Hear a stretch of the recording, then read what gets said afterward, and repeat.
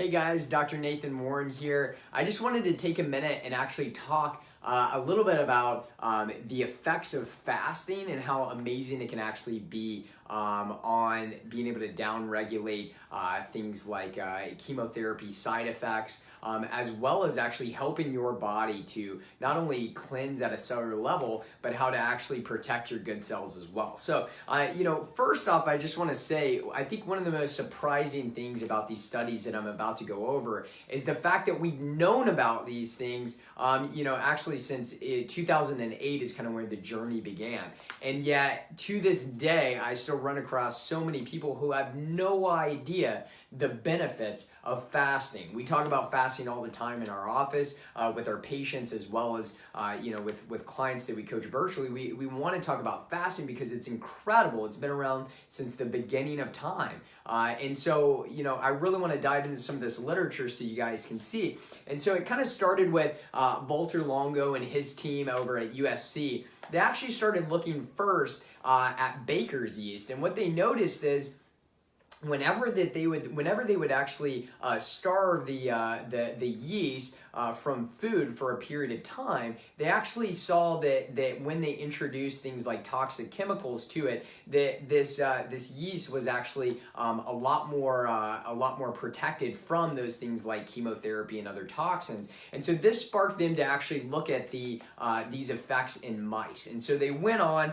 and this study was actually done in mice, and basically what they concluded is that the chemotherapy agent was able to knock out about 1,000 cancer cells to one normal cell when they fasted the mice first. So that means that when they fasted the mice and then introduced these chemotherapy agents into the body, they actually saw the body in the mice actually upregulate gene expression and protect their good cells versus making their cancer cells and the tumor cells more vulnerable. All right, and so from this actually sparked other studies that then went on. Again, they actually done one at UCLA Hospital, but there's been several. And so there was actually a 2017 systematic review of the literature where they looked at 22 studies. And what they found, that again, a majority of these studies were done in mice and they were done in dogs, but there were actually 4 human studies done as well looking at cancer patients. And what they found is that 10 of these studies actually had chemoprotective effects, and then 15 of these studies actually showed tumor suppression effects. And so this is a big deal because what they basically showed is that when you take a person and you fast them, specifically before something like a chemotherapy or cancer treatment, what they showed is that, again, the body will upregulate gene expression and protect your good cells. That's right, your body has an intelligence. So that means it protects the good cells and it makes your cancer cells or tumor cells more vulnerable to the treatment itself. And so it was absolutely amazing, and this is something that's going to be groundbreaking. You guys are going to hear more and more about it as the years go on. But bottom line is this can be a game changer for some of you right now. So some of you that maybe have been diagnosed with cancer and are undergoing things like conventional treatment with chemotherapy, it is absolutely worth exploring, whether it's with your doctor or on your own, doing things like fasting before you receive your treatment. Now, here's what was amazing, is that as they looked into some of these studies, they actually showed, for example, one study done by Dorf and his team, they actually showed that they compared 24-hour fasting to 48-hour fasting to 72-hour fasting, and then the effects from the chemotherapy. And what they showed is that the 48-hour and 72-hour fasting actually got the better results. So that means the longer the person fasted, the better results that they actually saw. Then another study that was actually done looked at blood work, and this one was done on mice. And what they found is that in the 72-hour fasted state, as opposed to the 24-hour fasted state, the blood work was actually perfect on the mice that fasted for 72 hours. That means when they looked at things like looking at their immune cells and looking at things like white blood cell count, that they were actually in the normal range in the 72-hour fasted state as opposed to the 24-hour fasted state. So all that being said, what can we take away from this? What we can take away is that fasting fasting is an amazing tool, right? Fasting has actually been done since the beginning of time.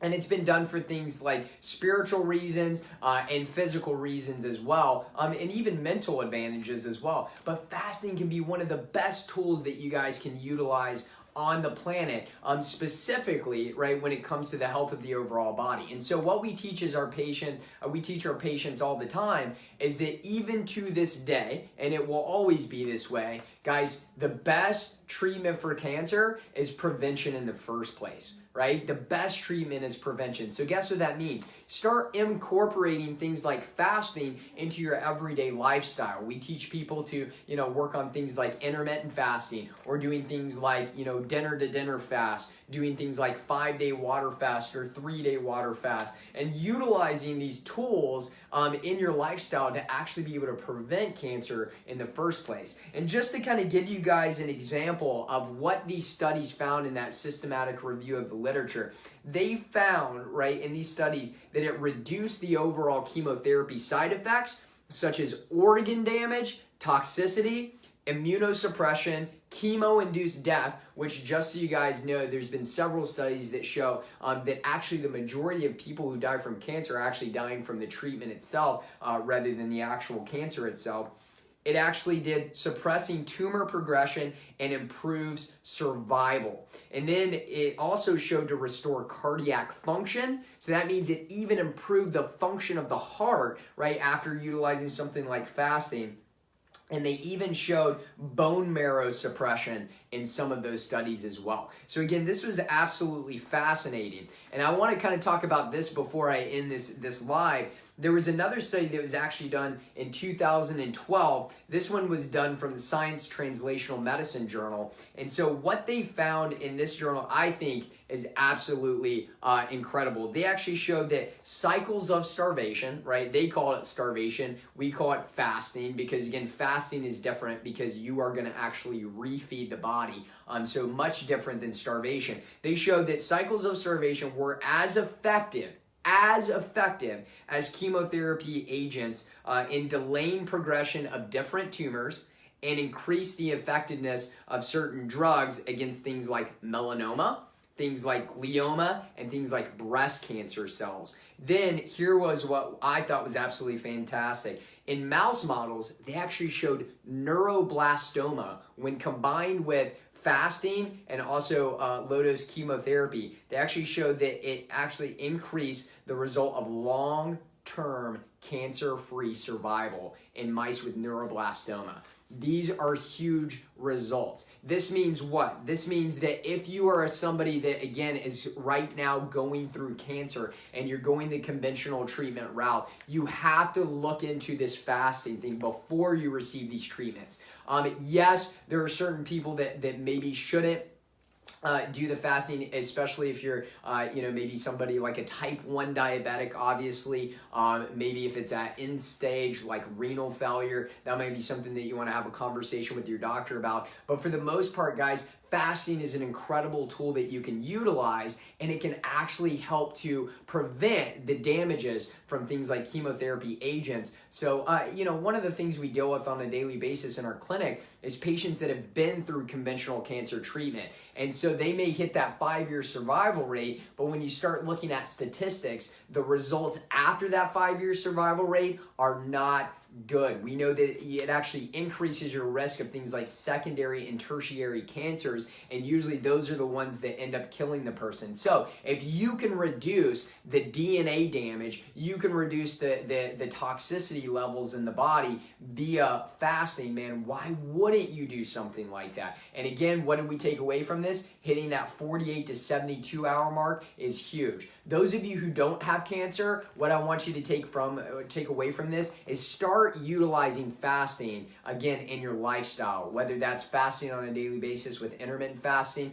throwing in a dinner to dinner fast, or doing something like once, twice, or 3 times a year, doing something like a 5-day water fast. And yes, you can do it. It's amazing at being able to reset the body, downregulate inflammation, optimize hormones, and again, get the body in a functional state. I love it. Even people like Brown University researcher Thomas Siegfried, he even talks about, as a cancer researcher, if somebody does anywhere from 1 to 2 5-day water fasts a year, that it cuts down the risk of things like cancer by up to 95%. And we're talking prevention. So if you guys can start doing this, man, this could be huge for you, especially when we look at statistics like 1 in 2 and 1 in 3, men and women that are being diagnosed with cancer every single year. So we want to make sure that we are changing those statistics, that you don't actually become a statistic yourself. And so,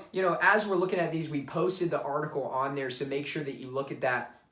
And also remember this, guys, I'll get the question on fasting sometimes. They'll say, well, Dr. Nathan, some people with cancer, they have something like cachexia, which is muscle wasting, where they actually basically waste away. And the majority of deaths that happen from cancer actually happen from cachexia and again, muscle wasting. And they say, man, there's no way that fasting can be good for that person. Well, actually, when you look at certain researchers like Dominic out of USF, who's one of the world's leading experts on things like the ketogenic diet and world's leading expert on getting the body into a fat adapted state, actually talked about some research that's out there that shows that when you take somebody that even has something like cachexia, or they're breaking down muscle and protein, that if you actually utilize something like fasting, you can turn off that gene that is leading to protein synthesis and muscle breakdown, and actually get the body into a fat adapted state where now it's not actually burning muscle, it's now burning fat. And so then you can have that person actually start to regain weight and actually start to recover by, yes, doing kind of the opposite of what we thought was the right approach when it comes to things like muscle wasting and cachexia. So I wanted to kind of get that out of the way, because we do get questions about that.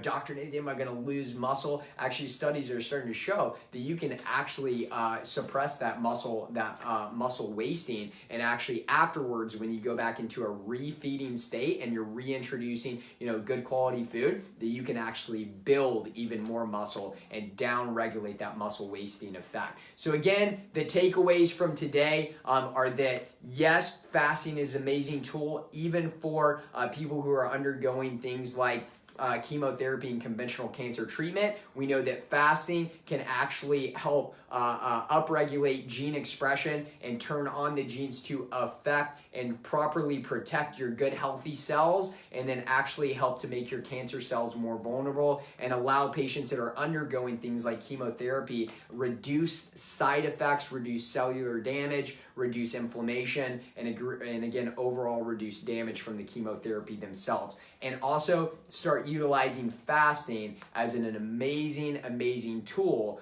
for your progression and making sure that you're preventing cancer. I appreciate you sharing those. Those are amazing that you're sharing those, Laura. Thank you so much for sharing those. Again, if you guys have other resources that you want to share about fasting, about things like again, its effects on chemotherapy, please share. And again, remember, guys, there's people that are out there that don't know this information. I told you that all of this started back in 2008, and the systematic review of the literature was from 2017, and the fasting cycles one that actually showed that fasting can be just as relevant as chemotherapy. Therapy was done in 2012. So how many thousands of people have no clue that actually fasting could be one of those things that take them over the top and help protect them from the damages of conventional cancer treatment? How many oncologists still are practicing today without utilizing these type of things here? Let alone, don't even get me going on a soapbox that even shows that, you go into cancer wards and they're still handing out things like donuts and Kool-Aid, and it's sponsored by things like Pepsi Cola and all of these different things, guys. There is importance in this information. So if you know anybody, right, anybody who can benefit from this information, please make sure that you like and share this video. Pass it on to somebody that you know. You never know how far reaching some of this information can be. Again, if somebody can find out, man, as I'm going through conventional chemotherapy treatment, what if I optimize that by fasting and I protect myself by fasting? Man, that could change their life forever. So please make sure you like this video, share this video with anybody that you may know. And again, anytime that we go live, make sure you share it as well. We want to make sure that we're getting this information out to you because your life matters. Every single one of you are either a mother, you're a father, you're a child, you're a grandparent, you're an aunt, you're an uncle. That means that you have people that specifically care about you, and you are brought on this earth for a purpose. And we want to make sure that you are able to live up to that purpose at your fullest capacity. And this is the type of information that can absolutely transform your life.